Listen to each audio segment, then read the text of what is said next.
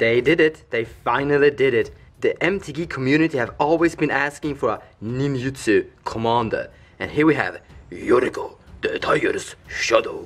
She obviously has the color identity of blue and black, Dimir.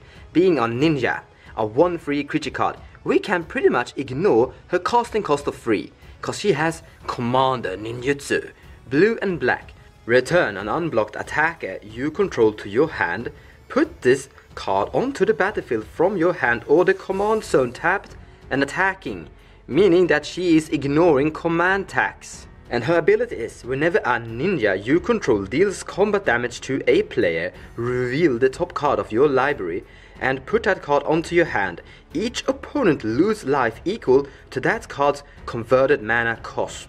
Now let's compare her to 3 other legendary commanders. First we have Derevi, then we have Tymna the Weaver, and lastly Perforos, God of the Forge. And Yuriko, the tiger's shadow, have something in common with all 3 of these commanders. She has Commander Ninjutsu, pretty much the same thing as Derevi has.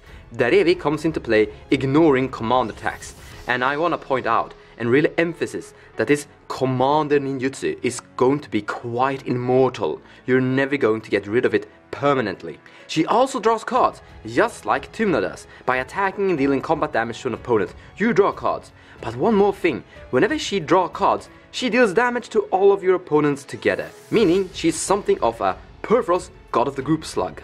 I mean, this ninja commander could be your only win con, playing a deck filled with counterspells like Force of Will that costs 5 mana, that is 5 life loss to each of your opponents, and also a card draw, drawing into more interactions, more counterspells, like Misdirect, also 5 damage to all of your opponents. You could also play something like Tasiger's Cruelty, forcing each opponent to discard 2 cards with Delve, costing 6 mana, dealing 6 life loss to all of your opponents. But you could also put in the Ravenous Trap. I highly recommend it. Exile all cards from target player's graveyard, quite good versus a lot of decks. And it's quite easy to get the trap activated. Mostly your opponents are going to fill their graveyard quite a lot and then trying to combo off with it somehow. And in response you just cast this for 0. But also it will deal 4 life loss to all of your opponents. She definitely has great color identity. Dimir offers us a lot of control, such as I've been showing you right now. But you could also go for a completely different route. You could play Rasaket, some form of reanimator that would deal a lot of damage to all of your opponents. And all you really need is an animate dead to return Rasaket from your graveyard into play, into action. And you can sacrifice your commander by paying 2 life, sending it to the command zone where it's going to come back from again with that Commander Ninjutsu. And Reanimator fits kinda perfectly for this commander because you wanna be able to attack your opponents unblockable, to ninja out your commander. And here's why we might need some of the looters, like Looter Il Core. It has Shadow, and whenever this creature card deals combat damage to an opponent, you get to draw a card and then discard a card. So now you can discard down your big trusty Rasaket to your graveyard. But you could also use this Looter Il Core to ninja into play your commander. The same thing goes for Dwarf Infiltrator. He has Skulk. That means that no creature with power 2 or more can block it. And whenever this creature deals damage to an opponent, you are going to draw a card and then discard a card. And whenever you discard a creature card, you can create a 3/2 Eldrazi by paying 2 mana. With this form of discard theme, you could also go for 2 more creature cards that will come back from your graveyard, like Bloodghast. You discard Bloodghast in some form of way, putting it into your graveyard, and then just put a land in play and return Bloodghast from your graveyard into play. That means that you could also play this, so whenever a creature card comes into play from your graveyard, this thing will also come into play from your graveyard.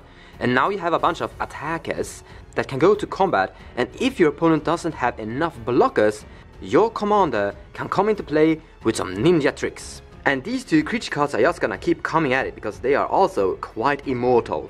But you might need some more unblockable stuff, like this thing, 1 blue mana, and this thing is unblockable. This creature card is also quite interesting. Makes every creature card you control with power or toughness 1 or less unblockable, and this is going to make your commander unblockable. But this legendary blue creature card is also unblockable, so you can attack with this thing and then ninja in your commander. I guess Father Adele would also fit perfectly into this Yuriko ninja deck. She has Island Walk, and that's going to make her semi-unblockable. But I might as well point out that in competitive EDH, people are lacking blockers. They don't have that many blockers. And normally, you're just attacking people everywhere, drawing cards from that with Tymna. That is how Tymna is such a powerful creature card currently, because your opponents, in the general, don't really have that many blockers. That is something I actually made a video about, predicting that in the future we were going to be looking at more creature stat lines and try to see if we can get good blockers in the future. And I believe that this ninja attacking commander is gonna help out making that prediction come true. Because now we're starting to get a lot more commanders that are looking for hitting opponents' faces with combat damage. And in the end, I do really think that this is the strongest commander that we are going to see from Commander 2018. I think this is going to be the strongest and the best one. I do really think this is going to see some play in a lot of different versions. I think you can build a lot of different builds with this commander. However, I don't think that Ninja Tribal is ever going to be a thing. To begin with, there aren't enough ninjas to even make Tribal. But in the end, this Ninja Commander's ability to force your opponents to lose life as a group slug effect and drawing cards from it as well is going to be enough. And the part where she's immortal and is always going to come back means that this is a strategy that can be achieved. Because normally, if your commander costs a lot of mana, and that's the only win con you have, if your opponents keep killing it, suddenly you can't really pay for it. But that's never going to be a problem with this thing. And this is bringing us to an end of this video's ninja shenanigans. I hope you enjoyed this video, and I hope you're looking forward to this commander as much as I am.